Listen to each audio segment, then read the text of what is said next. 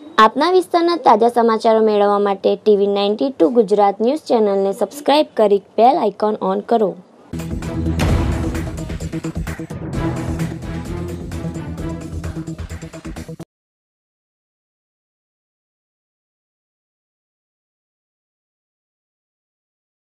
દાહોદ જિલ્લાના ધાનપુરમાં મકાઈના ખેતરમાં દીપડાએ દેખો દીધો માનવ મહેરામણ। દીપડાને જોવા ઉમટી પડ્યા હતા અને વન વિભાગને ફરી દોડતું કર્યું।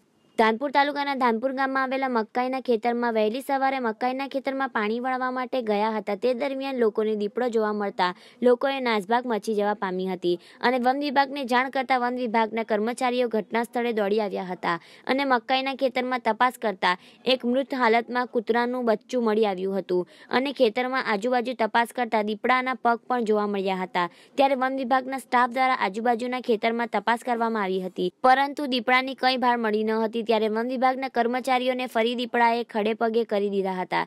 જ્યારે જંગલોમાંથી પક્ષીઓ વન્ય પ્રાણીઓ પોતાના ખોરાક માટે માનવ વસાહતમાં કૂદી પડે છે, ત્યારે આવા પ્રાણીઓ માટે જંગલમાં ખોરાક મૂકવામાં આવે તો દીપડાનો ત્રાસ ઓછો થાય તેવી હાલ શક્યતાઓ વર્તાઈ રહી છે। ધાનપુરથી અર્જુન પટેલનો રિપોર્ટ।